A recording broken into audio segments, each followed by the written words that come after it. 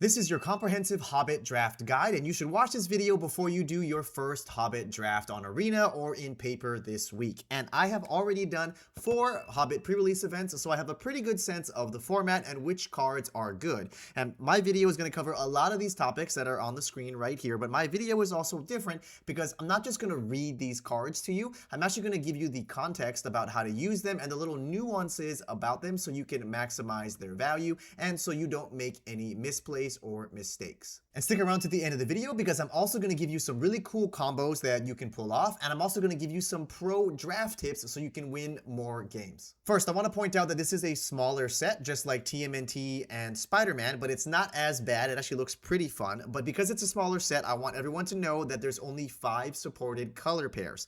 Yes, some of the comments in my pre-release video were saying that some people were able to play off-color combos like blue-black and white-black, but I really don't think that's going to be a consistent winning strategy. It's far better to actually stick to these specific color pairs. And I am going to tell you about what each of these different archetypes are doing, the mechanics, and which ones I think are going to be the best for the format later on in the video. First, let's talk about the mechanics that are in the set. The first one is storied, and I'm not going to read all these cards to you because you can see them on the screen, but I do want to point out that you can't double count. So you actually need 3 separate permanents that can meet the requirements of either legendaries, artifacts, or sagas. Now, treasure tokens do count as artifacts, of course, but a lot of people overthink that. So there are some cards that are legendaries that create treasures, so that can get you 2/3 of the way there. Now, one thing that was a little bit confusing at the pre-release was that by having an enduring story, which is an emblem, it actually doesn't do anything by itself. It only has effects if you have creatures like Dane here that gives you some kind of benefit for having enduring story. And after playing with the red-white color pair, I can tell you that honestly, these payoffs are not that great until you get to the rare level. And beyond that, they're just kind of fine. So don't try to force extra or bad artifacts or equipment in your deck just to get storied on some of these commons and uncommons. Just play this like a mid-range deck. The next new mechanic is called Recruit, which is basically a different flavor of Connive. You're going to draw and discard, and then if it's a non-land card, you make a 1/1 human soldier creature token instead of a +1/+1 counter. Now, I did have a debate in my pre-release video about whether Recruit or Connive is better, and after playing a lot with this pre-release, I just think Connive is honestly better for Limited than Recruit. Getting the 1/1 body is not really that meaningful, and then it doesn't really actually help you do too much on attacks or defense, because if you have to double block with a real creature like a 3/3 and a 1/1 to kill a 4/4, you're still losing your 3/3. So I actually don't think it's that great. But again, we were doing pre-release and draft hasn't come out yet, so maybe for blue-white draft, go wide could be better. But for now, I'm actually not as impressed with this mechanic as I thought I would be. They also brought back the adventure mechanic, and for those of you who haven't played with it yet, basically it gives you 2 cards on 1 card, so pretty much you can assume that any card that has an adventure on it is very good. My pro tip here is try to cast the adventure side first, because once you cast the creature side or the permanent side of the card, you won't have access to the adventure anymore. But if you do the adventure first, then at any point you can just cast it for the other side. So you basically get a 2-for-1 on all of these cards. Now, usually these cards individually are not very good on their own, but when you put them together, for the fact that you only get you get both with 1 card, most of these cards end up to be very, very good. And then there are adventures on creatures, but then there's also adventures on enchantments as well. And this is also a good time to point out that there are a ton of legendaries in this format, both at common and uncommon and at rare. And these legendaries are going to be important because it helps you reach the storied. Now, also, don't worry about putting a bunch of cheaper legendary creatures into your deck, because most of the time these are going to die or trade off or get killed in combat. So you don't have to worry about the legendary rule hurting you too much. The next mechanic is amass goblins. There was amass orcs in the original Lord of the Rings set, and now this is amass goblins. And how this works is it's a go tall mechanic. It's not a go wide mechanic. So whatever the number is that follows amass goblins, so in this case it's goblins 3. If you don't already have an amass token, then and you basically get a 3/3 goblin. If you already had a 3/3 goblin, when you amass 3 again, you put 3 +1/+1 counters on it, making it a 6/6. These amass cards are mostly concentrated in red and black. And also goblins as a creature type, it does matter in this format. Next, let's talk about the different archetypes or color pairs and what you're trying to do with them and their general strategies. So as I mentioned before, red-black is about massing and about goblins. And by the way, both of these uncommons that you see here on the screen are some of the best uncommons in the entire format, and I highly recommend first picking either of them. And every color pair has a signpost uncommon, like Bolg of the North. It also has a uncommon hybrid for its color pair, and it also has a hybrid common for its color pair. Next is red-white, which cares about dwarfs and the storied mechanic. Next is green-black, which cares about ferocious, which just checks if you have power 4 or greater whenever you attack. And certain cards and creatures get buffs or enhancements on them, like Chief Warg lets you draw a card, and then there are a few commons and uncommons that get attack buffs or other benefits by having power 4 or greater. And green-black also has a sub-creature synergy that cares about wolves and or bears on some of their cards. Next is blue-white, which cares about drawing 2 cards per turn, which you can easily enable by using the recruit mechanic. And also some of the rares care about having humans. Next is green-blue, which cares about landfall, and the creature types they care about are elves. And there is a Evolving Wilds common card in this set that lets you trigger landfall twice, and then there's also a rare land that also lets you landfall twice in a turn. Now, after playing 4 pre-release events this weekend, I think the overall consensus is that goblins and the green-black color pair, or wolves or bears, are by far the best colors that you can be in the format. The worst one so far seems to be blue-white humans and elves. Both of those seem to really underperform at all of the pre-release events I went to, and even in all of the comments from people who went to pre-release this weekend. And then dwarves seems to be just fine as like an average performing archetype. We'll have to see if this changes in draft, but these are my early picks. If I had a choice, I'd want to be either red-black or green-black. And before I talk about the trap cards that you need to be aware about, please subscribe to this channel if you've learned anything so far in this video. It does really help me out. And also put down a comment below if you agree or disagree with any of my takes so far. Next, I want to talk about some of the trap cards, both at uncommon and rare, that a lot of people were playing at the pre-release this weekend and even were putting down in the comments for some of my previous Hobbit videos in terms of what they thought would be really good cards. So the first one is Lake Town Toymaker, and I'm going to combine that with Ravenhill Flock. Both of these cards are only good if you can draw multiple cards a turn, which is the blue-white archetype, obviously. But because I think blue-white is just not very good, and these cards by themselves are pretty terrible unless you can trigger the draw 2 effect, especially Ravenhawk Flock. I mean, you never want to pay 4 mana for a 1/2. And you just can't consistently like draw that many cards per turn. It's going to be a 1/2 until your next draw step, so I would avoid playing both of these cards, even though they are uncommons. 2 red trap cards that I want to talk about is Bomber. Now, this guy is a 3 mana 5/3, but it doesn't untap unless you have Storied. Luckily, it is a legendary creature, but still, it only has 3 toughness, so even though it's a good blocker, it can trade up because it does 5 damage. It can still just trade with like a 3 or 2 mana creature. So definitely do not put this card in your deck, even if you are red-white. Yes, it is a dwarf, but I really think there are other better cards you can play. And then I also want to point out that Desolation of Smog is a really awkward effect for both of the red color pairs. Red-white and red-black both have really small creatures that tend to be slightly more aggressive in nature. So a lot of your creatures are not going to survive 3 damage to all of them. So I do think this is a bit of a trap card. I would play this if you're doing a control version of red-black, which I don't really see is going to be that common. So I think this is more a card for 60 card formats. Definitely don't waste your pack 1 pick 1 on Desolation of Smog. Next is Through the Forest Gate. Please do not play this card, everybody. This is 8 mana to landfall and gain 8 life. Yes, there are going to be some cool turns where you have some landfall triggers from this, but for 8 mana, your card needs to basically win you the game, and this does not do that. It just gets you more lands, and it's a combo piece. So for 8 mana, you don't need a combo piece card in your deck. You just play a bigger creature or something else. Next is Bilbo's Gambit. This is going to be great in like Commander and other formats because you basically get to time walk your opponent. A lot of people are comparing this to Reprieve, but keep in mind Reprieve lets you draw a card. So you're actually coming out even on that exchange. With this one, you're going down a card and you can gift them a treasure so they can't replay it, yes, but is that really worth a card in your limited deck? I really don't think so.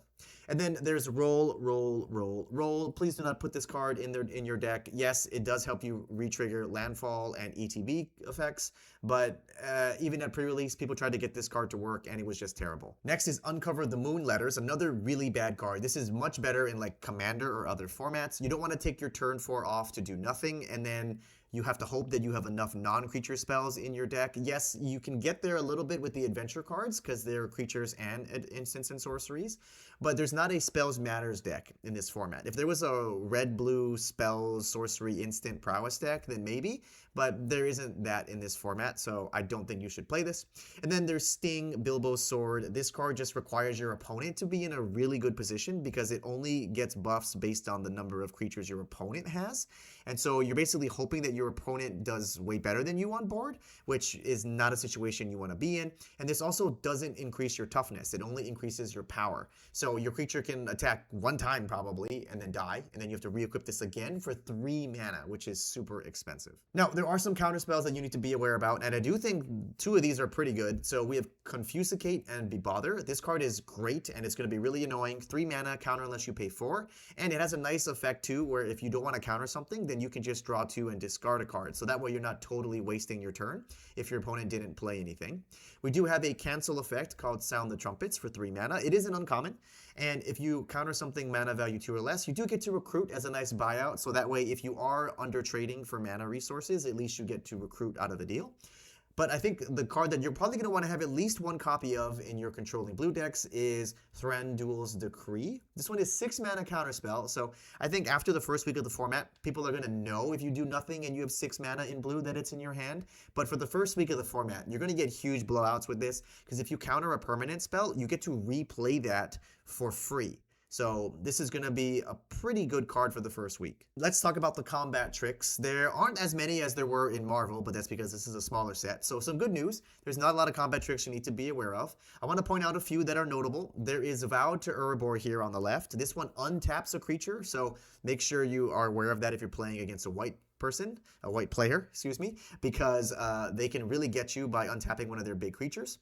Warrior Tactics is not necessarily going to be always used as a combat trick, but it does give hexproof, so you can use this to blank your opponent's removal spells in addition to winning combat. Bofer has a instant adventure that gives something hexproof and indestructible. And then Thorin's Last Stand is going to be good in the blue-white go wide deck when you make a bunch of 1/1 human soldier tokens. You go wide, and then you can mass pump your whole board with +2/+1. And then it does allow you to blow up enchantments and artifacts, which there are a good amount of. There's good sagas, and there's good rare enchantments as well. So I think it would be pretty decent even in your main board. And then we have a couple more combat tricks here. The second mode of Stone by Sunlight gives them indestructible, but mostly you're going to use it as a removal spell. And then the Reverent Howl, it can either be used as a really bad combat trick for 3 mana. It does give lifelink, by the way, so you can maybe swing one of the races in your favor, but most of the time you're going to use this to just draw 2 cards. And you can do this at instant speed, so I would wait until, the end of your opponent's turn 3 to cast this. Like, if you are playing against a white player, just keep in mind, if you do have a really valuable creature that has a good static ability or something like that, be very cautious about when you tap it to attack, because your opponent may be able to actually kill it ahead of curve with the discount from Magnificent End. So even at pre-release, if I had like a really good 2-drop creature that had a good static effect, like Dealy or something, then I just wouldn't risk attacking with it, even if it looked like my opponent was open for a free attack, just because they could kill it for 2 mana. Now, there are some flash cards to be aware of in the set as well. There's Bard's Company at rare, which is going to be one of the biggest bombs in the set. So that one's going to be a huge blowout no matter what. So just be aware that this is even in the format, because it is a flash anthem, and it does make basically a 2/2.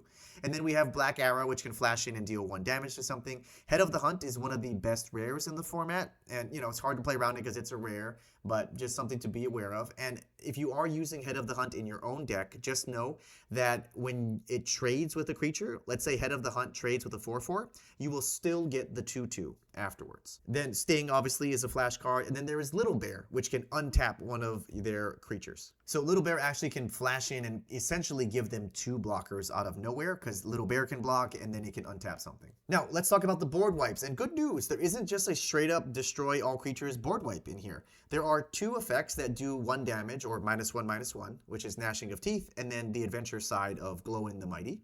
We have Desolation of Smog, which I talked about already, which is probably not going to be good in this format, but deals 3 to everything. That's not a dragon. But the one thing that's going to get a lot of people in the first week of the format is Settle the Wreckage for 4 mana in white.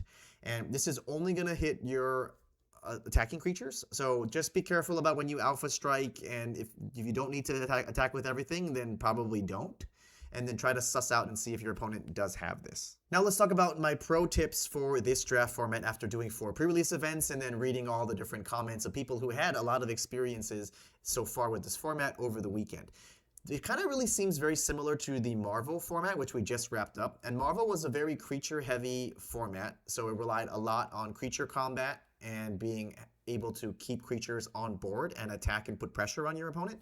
So I think it's going to be very, very similar to that. There is a creature type matters sub-theme for a lot of these color pairs as well. So I think that naturally is going to reward you for having a lot of these creatures in your deck. And it is important to know for the drafting part of this format that you need to figure out what is your win condition, not just like your good rares, but just like how you're planning on winning the game. So if you know that you are a more aggro deck, then draft accordingly. Take a little bit more 2-drops than you would normally have in your other types of decks. If you know that you are more of a mid-range deck, then make sure that you have enough top end so that if you can survive the early game, you actually have viable threats. And you also, this gets to my third point here, where if you know that you are a controlling or a mid-range deck, you need to have ways to either draw more cards to refill your hand, filter through your mana, or your excess lands that you draw so you don't flood out, or find ways to spend your mana in the late game. Marvel's was great because they had a lot of creatures with power-up abilities and all of the different colors. So even if you were flooding out, no matter what color you were playing in Marvel, you always had a way to spend your mana in the late game because of these power-up abilities that were really expensive. So here in this format, if you're building a mid-range deck, then you're going to want to prioritize either card draw cards or cards like Thor's Map, where you can pay 2 to draw a card and discard a card so you can prevent yourself from looting. And then there are these dual lands, which obviously are good for fixing, but you can also sink mana into these later on by basically essentially paying 5 mana because you have to tap this, and then you can put 2 +1/+1 counters on that creature type that matters.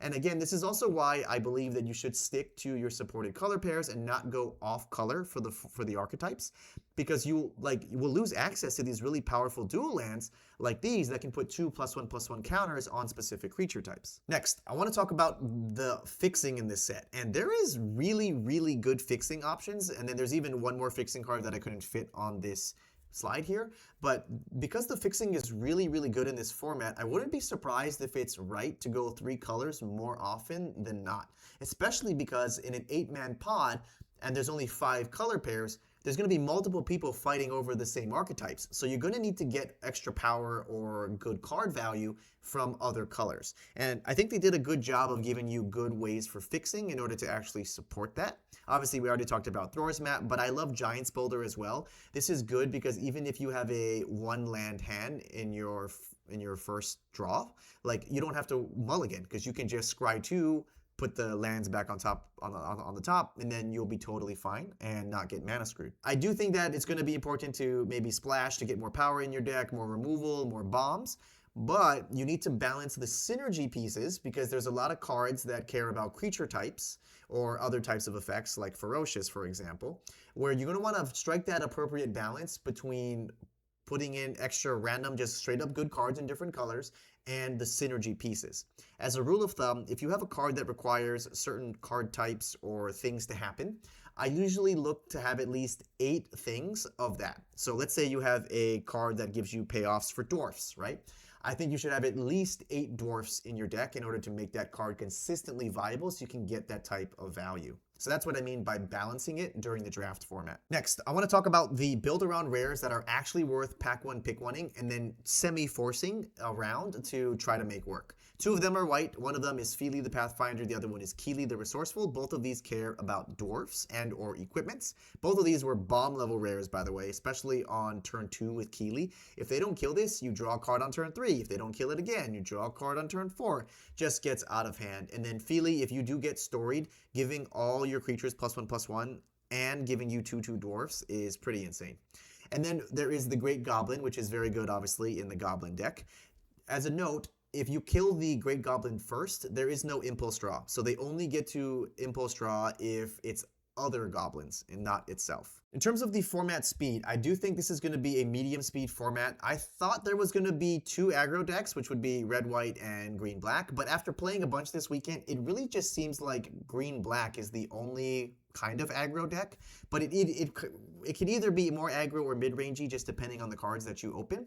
Red, white, which is normally the aggro color pair in every format, honestly just felt pure mid-range because the creatures are kind of understated on their own. There are a lot of cheap 2 and 3 mana cards in white, but white in itself is not a very good color. And so you kind of need the equipments or other synergies to work in order to make these smaller creatures even viable in combat. So that's why I think this is going to be a pretty mid-rangey format. Now let's talk about some really cool combos that you can pull off. The first one is with Mirkwood Nurturer. This is the hybrid card in green-blue. You can combo it really well, obviously, in green-blue cards, because you get to rebuy the ETB effects, and you get to bounce a land, so you can re-trigger landfall. But even in your green-black decks, I pulled off some crazy cool combos this weekend, where you can bounce cards like Stony Voice Goblins to make your opponent keep discarding. And also, Mirkwood Nurturer just works really well with any of the sagas. Every color has a saga in it at uncommon, and all the sagas are really good. And so you can use Mirkwood Nurturer to get multiple triggers out of your saga payoffs as well. Next is Bard the Bowman, and he is the signpost in blue-white, but he combos really well with Bilbo the Luck Wearer. And by the way, there are 2 Bilbos. It's a little confusing, but this is the uncommon one, which is not as good as the common Bilbo. The common Bilbo just straight up draws you a card when it enters, and it also lets you fix your draws right here. So the reason why Bilbo Baggins is better is because turn 1 you scry, fix your draws, and then later on in the game on turn 3 you play it and draw a card. And it's a 2/1, which is still pretty good, and it's a legendary, and it's a halfling, which kind of matters. But anyways, it's not as good as the common one, but Bilbo does combo nicely with Bard because it can't be blocked, and then you draw discard whenever it attacks, so it triggers your effect for Bard every turn. Another really cool combo that I never really thought about was Mirkwood Pathmaker on turn 3, and then you play Chief Warg on turn 4, because Mirkwood starts as a 3/3, obviously on turn 3, and then when you have 4 mana, it automatically becomes a 4/4. So that was a cool combo that people were using to curve out, because it's really hard to actually get 4 power exactly on turn 4 when you play Chief Warg. And by the way, Chief Warg itself doesn't have to attack. As long as you attack in general while it's on the field, you get to lose a life and draw a card. Another really cool one is between Dory, Bearer of Friends. And this one, by the way, gets you 2/3 of the way for storied because it makes you a treasure token, which is an artifact. But this is cool because it gives you 2 things that you can sacrifice to Snow Slope Hunter. It's a free sack with the treasure, and by the way, you can do the sacrifice at instant speed. So if they want to kill Snow Slope Hunter, then in response you can sack the treasure, and then you get to impulse draw, but only on your turn. Now, my pick for the mythic level uncommon in the set is Desolation Prowler. There was a similar card, I forget the name, it was green-black. But basically, it starts as a 2/2, and then you just pay 2 life at instant speed, and it gets +2/+2. So this thing is super hard to kill with removal spells. This thing is so good in combat, your opponents just basically can't block this. And then I almost always recommend, if they don't block, just pay the 2, because you'll do 4 to them, and you'll take 2 in exchange. So you're still going to be ahead in terms of life points, and you're rapidly putting a lot of pressure on their life. And also, this thing trades with like even 5 mana creatures, which is insane. Oh, and it also naturally triggers your ferocious payoffs as well. And as a thank you for staying this long in the video, I want to give you my overall color rankings so far after playing in the format and pre-release. Black by far is the best color at common, uncommon, and even at the rares. There just wasn't bad cards in general that I would ever find in my pre-release kits. And the general consensus from my LGS and the comments is black is definitely the best. And then red is a very, very close second as well, and hence why I do think Goblins is going to be one of the best color pairs in the format. And then we have blue for sure, I think is going to be the third best color. The rares in blue are not that good, but the uncommons are pretty solid, and it has really good valuable creatures at uncommon. And then green is just kind of whatever. The reason why green is not higher in the list is because there's no 2 mana Monodork in green that gives you mana for any color.